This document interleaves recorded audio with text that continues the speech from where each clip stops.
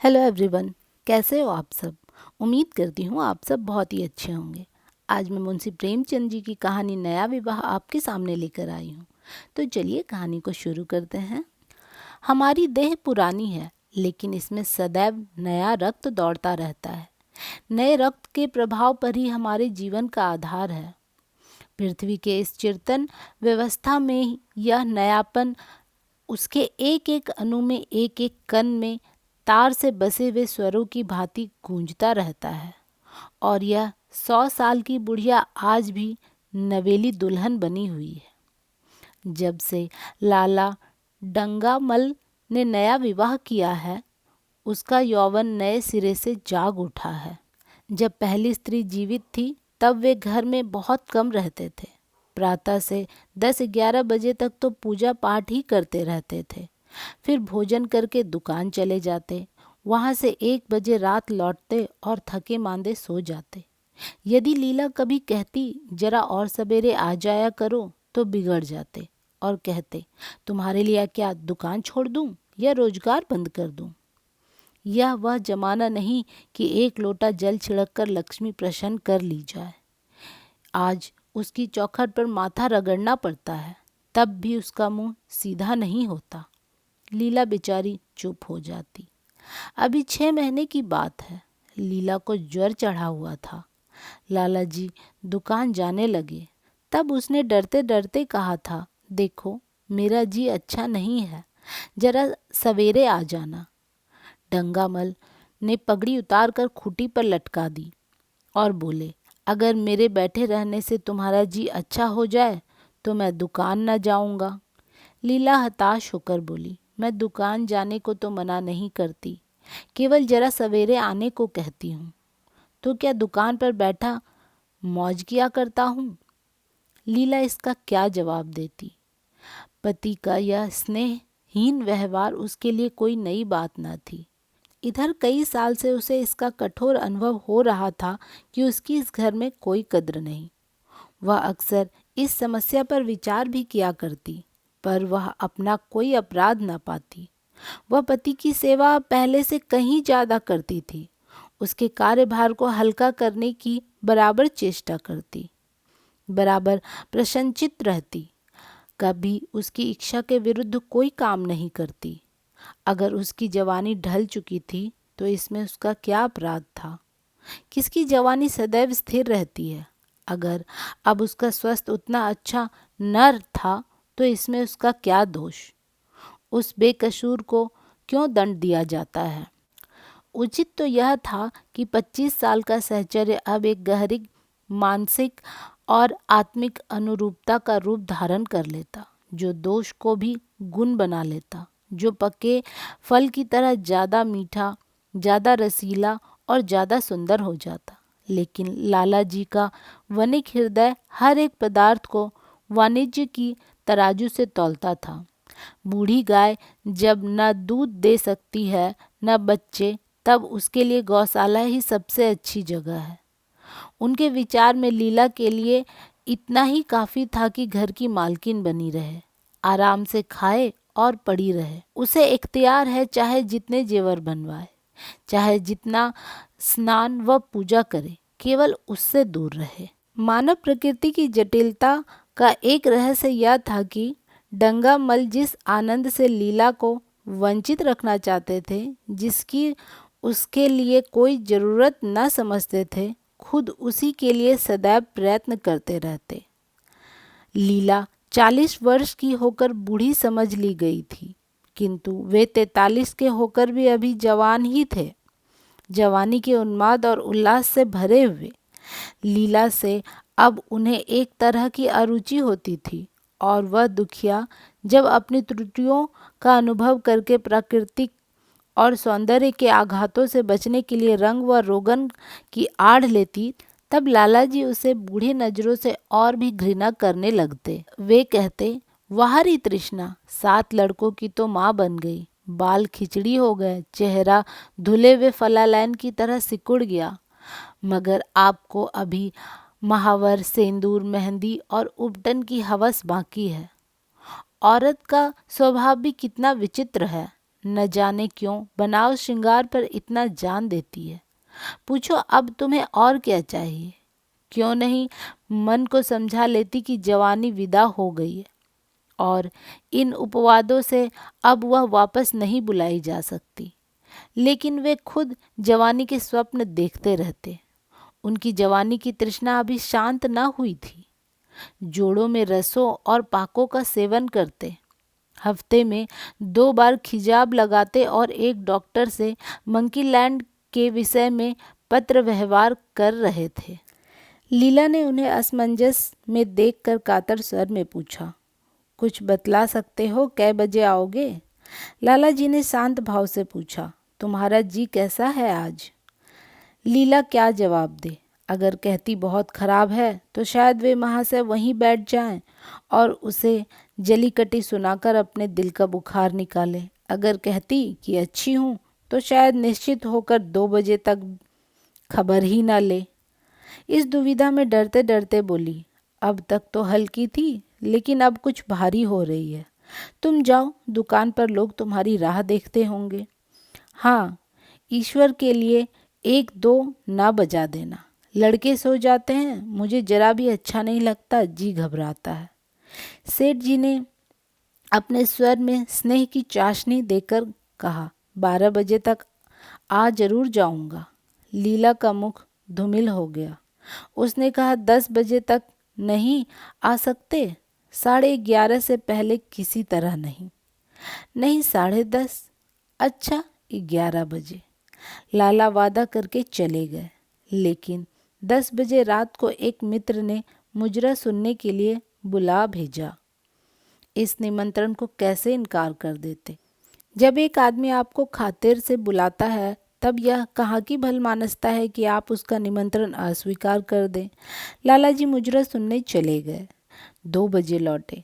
चुपके से आकर नौकर को जगाया और अपने कमरे में आकर लेट रहे। लीला उनकी राह देखती, प्रतिक्षण विकल वेदना का अनुभव करती हुई न जाने कब सो गई। अंत को इस बीमारी ने अभागिन लीला की जान लेकर छोड़ा। लाला जी को उसके मरने का बड़ा दुख हुआ। मित्रों ने संवेदना के तार भेजे। एक दैनिक पत्र में शोक प्रकट करते हुए लीला के मानसिक और धार्मिक सद्गुणों को खूब बढ़ाकर वर्णन किया। लाला जी ने इन सभी मित्रों को हार्दिक धन्यवाद दिया और लीला के नाम से बालिका विद्यालय में 5 वजीफे प्रदान किए तथा मृतक भोज तो जितने समारोह से किया कि वह नगर के इतिहास में बहुत दिनों तक याद रखा जाएगा। लेकिन 1 महीना भी न गुजरने पाया था कि लाला जी के मित्रों ने चारा डालना शुरू कर दिया और उसका यह असर हुआ कि 6 महीने की विदुरता के तप के बाद उन्होंने दूसरा विवाह कर लिया। आखिर बेचारे क्या करते? जीवन में एक सहचरी की आवश्यकता तो थी ही और इस उम्र में तो एक तरह से वह अनिवार्य हो गई थी। जब से नई पत्नी आई, लाला जी के जीवन में आश्चर्यजनक परिवर्तन हो गया। दुकान से अब उतना प्रेम नहीं था। लगातार हफ्तों न जाने में भी उनके कारोबार में कोई हर्ज नहीं होता था। जीवन के उपभोग की जो शक्ति दिन दिन छिन्न होती जाती थी, अब वह छींटे पाकर सजीव हो गई थी। सूखा पेड़ हरा हो गया था। उसमें नई नई कोपलें फूटने लगी थी। मोटर नई आ गई थी। कमरे नए फर्नीचर से सजा दिए गए थे। नौकरों की संख्या भी बढ़ गई थी। रेडियो आ पहुंचा था और प्रतिदिन नए नए उपहार आते रहते थे। लाला जी की बूढ़ी जवानी जवानों की जवानी से भी प्रखर हो गई थी। उसी तरह जैसे बिजली का प्रकाश चंद्रमा के प्रकाश से ज़्यादा स्वच्छ और मनोरंजक होता है।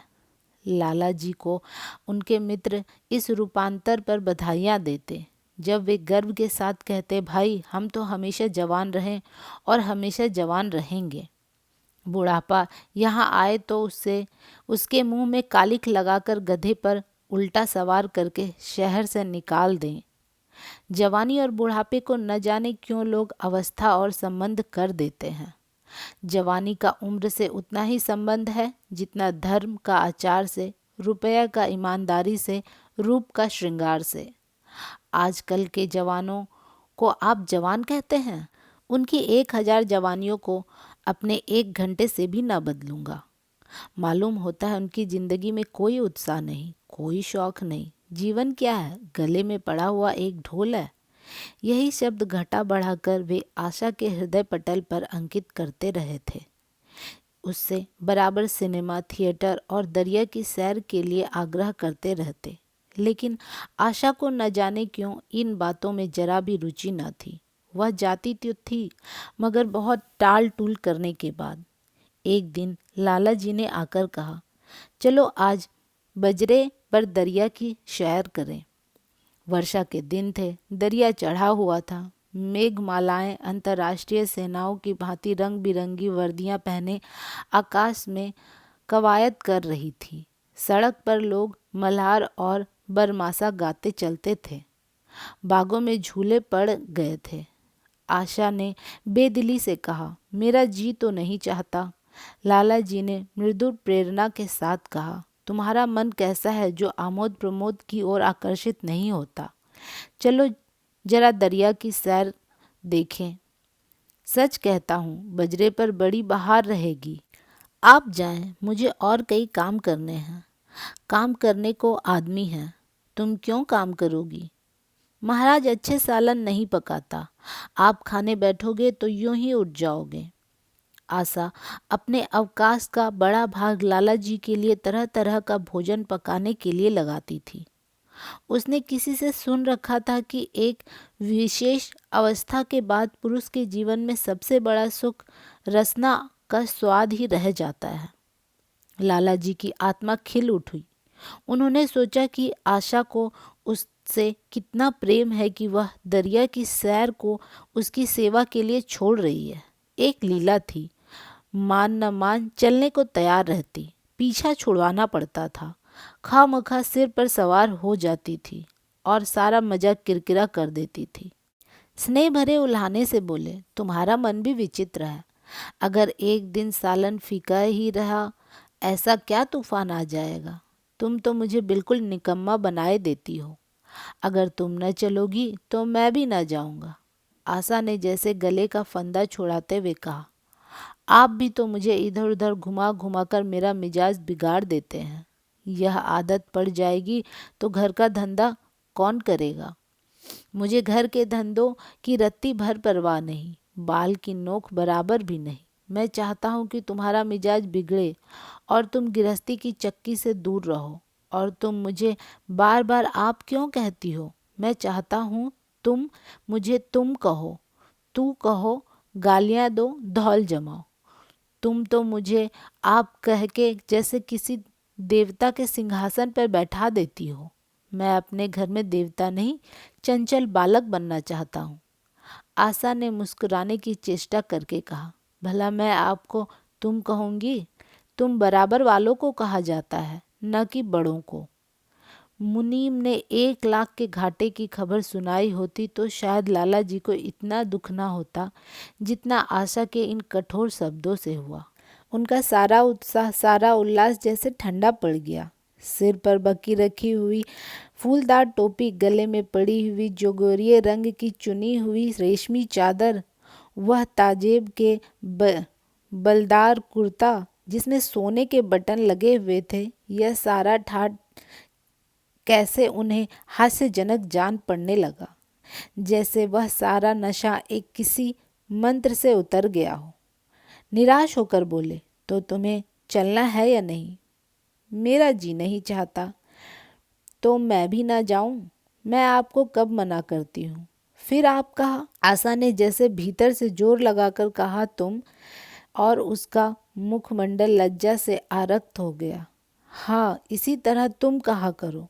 तो तुम नहीं चल रही हो? अगर मैं कहूँ तुम्हें चलना पड़ेगा तब चलूँगी। आपकी आज्ञा मानना मेरा धर्म है। लाला जी आज्ञा न दे सके। आज्ञा और धर्म जैसे शब्द उनके कानों में चुभने से लगे। खिसियाए वे बाहर को चल पड़े। उस वक्त आशा को उन पर दया आ गई। बोली, तो कब तक लौटोगे?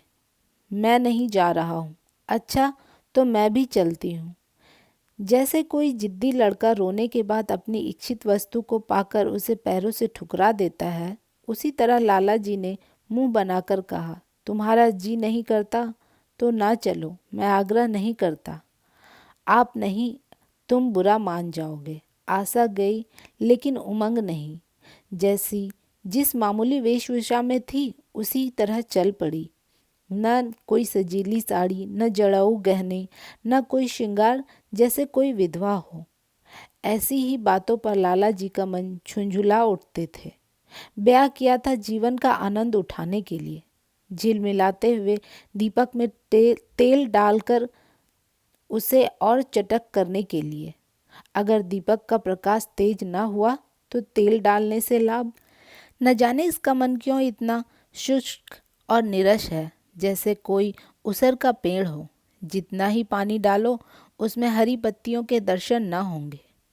जड़ाऊ गहनों से भरी पोटलियाँ खुली हुई हैं, कहाँ कहाँ से मंगवाए, दिल्ली से, कलकत्ते से। कैसी कैसी बहुमूल्य साड़ियाँ रखी हुई है, एक नहीं सैकड़ों, पर केवल संदूक में कीड़ों का भोजन बनने के लिए। दरिद्र घर की लड़कियों का यही ऐब होता है, उसकी दृष्टि सदैव शंकीन रही है। न खा सके, न पहन सके, न दे सके। उन्हें तो खजाना भी मिल जाए तो यही सोचती रहेगी कि खर्च कैसे करे।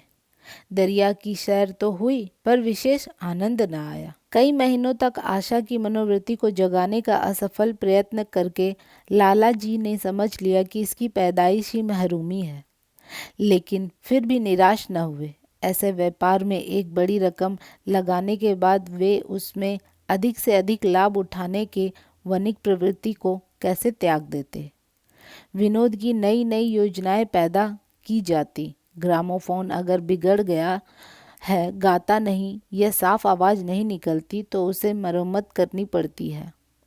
उसे उठाकर रख देना तो मूर्खता है। उधर बूढ़ा महाराज एकाएक बीमार होकर घर चला गया था और उसकी जगह उसका 17-18 साल का जवान लड़का आ गया था। कुछ अजीब गवार था, कोई बात ही नहीं समझता। जितने फुलके बनाता उतनी तरह के। हाँ, एक बात समान थी, सब बीच से मोटे और किनारे से पतले। दाल कभी तो इतनी पतली जैसे चाय, कभी इतनी गाढ़ी जैसे दही। नमक कभी इतना कम कि बिल्कुल फीकी, कभी इतना तेज कि नींबू के शौकीन। आशा मुंह हाथ धोकर चौके में पहुंच जाती और इस डपोषण को भोजन पकाना सिखाती। एक दिन उसने कहा, तुम इतने नालायक आदमी हो जुगल, आखिर इतनी उम्र तक तुम घास खोदते रहे या भाड़ झोंकते रहे कि फुलके तक बना नहीं सकते। जुगल आंखों में आंसू भर कर कहता, बहू जी अभी मेरी उम्र ही क्या है, 17वां ही पूरा हुआ है। आशा को उसकी बात पर हंसी आ गई। उसने कहा, तो रोटियां पकाना क्या 10-5 साल में आता है? आप 1 महीने सिखा दे बहू जी, फिर देखिए मैं आपको कैसे फुलके खिलाता हूँ कि जी खुश हो जाए। जिस दिन मुझे फुलके बनाने आ जाएंगे मैं आपसे कोई इनाम लूँगा। सालन तो मैं अब कुछ कुछ बनाने लगा हूँ। क्यों? आशा ने हौसला बढ़ाने वाली मुस्कुराहट के साथ कहा, सालन नहीं, वो बनाना आता है। अभी कल ही नमक इतना तेज था कि खाया न गया। मसाले में कचांधा आ रही थी। मैं जब सालन बना रहा था तब आप यहाँ कब थी? अच्छा, तो मैं जब यहाँ रहूँगी तब तुम्हारा सालन बढ़िया पकेगा। आप बैठी रहती हो तो मेरी अक्ल ठिकाने पे रहती है। आशा को जुगल की इन भोली बातों पर खूब हंसी आ रही थी। हंसी को रोकना चाहती थी पर वह इस तरह निकल पड़ती थी जैसे भरी हुई बोतल उधेल दी गई हो। और मैं जब नहीं रहती तब तो आपके कमरे के द्वार पर जा बैठता हूँ, वहाँ बैठकर अपनी तकदीर को रोता हूँ। आशा ने हंसी रोककर पूछा, क्यों रोते क्यों हो? यह न पूछिए बहू जी, आप इन बातों को नहीं समझेंगी। आशा ने उसके मुख की ओर प्रश्न की आंखों से देखा। उसका आशय कुछ तो समझ गई पर न समझने का बहाना किया। तुम्हारे दादा आ जाएंगे तब तुम चले जाओगे? और क्या करूँगा बहू जी, यहाँ कोई काम दिलवा दीजिए तो पड़ा रहूँगा। मुझे मोटर चलाना सिखवा दीजिए, आपको खूब सैर कराया करूँगा। नहीं नहीं बहू जी, आप हट जाइए, मैं पतीली उतार लूँगा। ऐसी अच्छी साड़ी है आपकी, कहीं कोई दाग पड़ जाए तो क्या हो? आशा पतीली उतार रही थी। जुगल ने उसके हाथ से सरसी लेनी चाही। दूर रहो, फूहड़ हो तुम, कहीं पतीली पाँव पर गिर गई तो महीनों झिकोगे। जुगल के मुख पर उदासी छा गई। आशा ने मुस्कुराकर पूछा, क्यों, मुंह क्यों लटक गया सरकार का? जुगल रुआसा होकर बोला, आप मुझे डांट देती हैं बहू जी, तब मेरा दिल टूट जाता है। सरकार कितना ही घुड़के, मुझे बिल्कुल दुख नहीं होता। आपकी नज़र कड़ी देखकर मेरा खून सर्द हो जाता है। आशा ने दिलासा दिया, मैंने तुम्हें डांटा तो नहीं, केवल यही तो कहा है कि कहीं पतीली तुम्हारे पाँव पर गिर पड़े तो क्या हो। हाथ ही तो आपका भी है, कहीं आपके ही हाथ से छूट पड़े तो। लाला डंगामल ने रसोई घर के द्वार पर आकर कहा, आशा जरा यहाँ आना, देखो तुम्हारे लिए कितने सुंदर गमले लाया हूँ, तुम्हारे कमरे के सामने रखे जाएंगे। तुम यहाँ धुएं धक्कड़ में क्यों हलकान होती हो? यह लड़के से कह दो जल्दी महाराज को बुलाएं, नहीं तो कोई दूसरा आदमी रख लूँगा। महाराजों की कमी नहीं, आखिर कब तक कोई रियायत करे। गधों को जरा भी तमीज़ नहीं आई। सुनता है जुगल, लिख दे आज अपने बाप को। चूल्हे पर तवा रखा हुआ था। आशा रोटियां बेलने में लगी थी। जुगल तवे के लिए रोटियों का इंतजार कर रहा था। ऐसी हालत में भला आशा कैसे गमले देखने जाती? उसने कहा, जुगल रोटियां टेढ़ी मेढ़ी बेल डालेगा। लाला जी ने कुछ चिढ़कर कहा, अगर रोटियां टेढ़ी मेढ़ी बेलेगा तो निकाल दिया जाएगा। आशा अनसुनी करके बोली, 10-5 दिन में सीख जाएगा, निकालने की क्या जरूरत। तुम आकर बतला दो गमले कहाँ रखे जाएं। कहती तो हूँ रोटियां बेल कर आई जाती हूँ, नहीं मैं कहता हूँ तुम रोटियां मत बेलो। आप तो ख्वामखा जिद करते हैं। लाला जी सन्नाटे में आ गए। आशा ने कभी इतनी रुखाई से उन्हें जवाब ना दिया था, और यह केवल रुखाई न थी, इसमें कटुता भी थी। लज्जित होकर चले गए। उन्हें ऐसा क्रोध आ रहा था कि गमलों को तोड़कर फेंक दे और सारे पौधों को चूल्हे में डाल दे।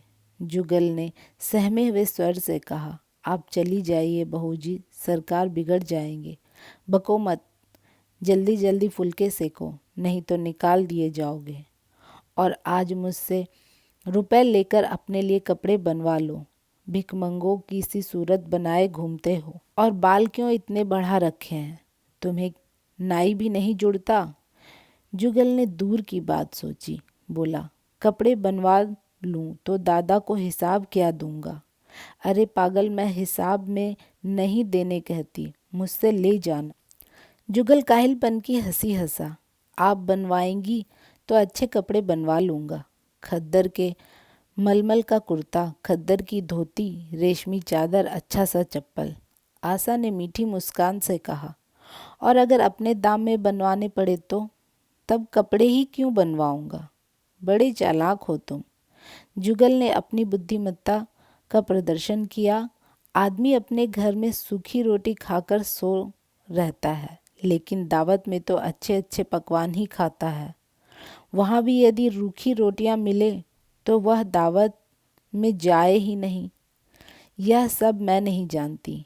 एक गाढ़े रंग का कुर्ता बनवा लो और एक टोपी ले लो। हजामत के लिए 2 आने ऊपर से ले जाओ। जुगल ने मना करके कहा, रहने दीजिए, मैं नहीं लेता। अच्छे कपड़े पहनकर निकलूँगा तब तो आपकी याद आवेगी, सड़ियल कपड़े पहनकर तो और भी जी जलेगा। तुम स्वार्थी हो, मुफ्त के कपड़े लोगे और साथ ही बढ़िया भी। जब यहाँ से जाने लगूँ तब आप मुझे अपना एक चित्र दीजिएगा। मेरा चित्र लेकर क्या करोगे? अपनी कोठरी में लगाऊंगा और नित्य देखूंगा। बस वही साड़ी पहनकर खिंचवाना जो कल पहनी थी, और वही मोतियों की माला भी। मुझे नंगी नंगी सूरत अच्छी नहीं लगती। आपके पास तो बहुत गहने होंगे, आप पहनती क्यों नहीं? तो तुम्हें गहने अच्छे लगते हैं। बहुत। लाला जी ने फिर आकर जलते हुए मन से कहा, अभी तक तुम्हारी रोटियां नहीं पकी जुगल, अगर कल से तूने अपने आप अच्छी रोटियां न पकाई तो मैं तुम्हें निकाल दूंगा। आशा ने तुरंत हाथ मुंह धोया और बड़े प्रसन्न मन से लाला जी के साथ गमले देखने चली गई। इस समय उसकी छवि में प्रफुल्लता की रौनक थी, बातों में जैसे शक्कर घुली हुई थी। लाला जी का सारा खिसियानापन मिट गया था। उसने गमलों को देखा। उसने कहा, मैं इनमें से कोई गमला न जाने दूंगी, सब मेरे कमरे के सामने रखवा देना। सब? इतने सुंदर पौधे हैं, वाह! इनके हिंदी नाम भी मुझे बतला देना। लाला जी ने छेड़ा, सब गमलों का क्या करोगी? 10-5 पसंद कर लो, शेष मैं बाहर रखवा दूंगा। जी नहीं, मैं एक भी न छोड़ूंगी, सब यहीं रखे जाएंगे। बड़ी लालचिन हो तुम। लालचिन ही सही, मैं आपको एक भी न दूंगी। 2-4 तो दे दो, इतनी मेहनत से लाया हूँ। जी नहीं, इनमें से एक भी न मिलेगा। दूसरे दिन आशा ने अपने को आभूषण से खूब सजाया और फिरोजी साड़ी पहनकर निकली। तब लाला जी की आंखों में ज्योति आ गई। समझे, अवश्य ही अब उनके प्रेम का जादू कुछ कुछ चल रहा है, नहीं तो उनके बार बार आग्रह करने पर भी, बार बार याचना करने पर भी उसने कोई आभूषण न पहना। कभी कभी मोतियों का हार गले में डाल लेती थी, वह भी ऊपरी मन से। आज वह आभूषणों से अलंकृत होकर फूली नहीं समाती, इतराई जाती, मानो कहती हो, देखो मैं कितनी सुंदर हूँ। पहले जो बंद कली थी, आज वह खिल गई थी। लाला जी पर घड़ों नशा चढ़ा हुआ था। वो चाहते थे कि उनके मित्र और बंधु वर्ग आकर इस सोने की रानी के दर्शनों से अपनी आंखें ठंडी करें, देखें कि वह कितनी सुखी, संतुष्ट और प्रसन्न है।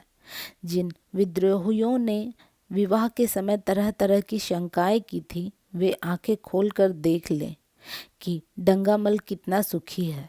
विश्वास, अनुराग और अनुभव ने चमत्कार किया। उन्होंने प्रस्ताव किया, चलो कहीं घूमने चलें, बड़ी मज़ेदार हवा चल रही है। आशा इस वक्त कैसे जा सकती थी? अभी उसे रसोई में जाना था।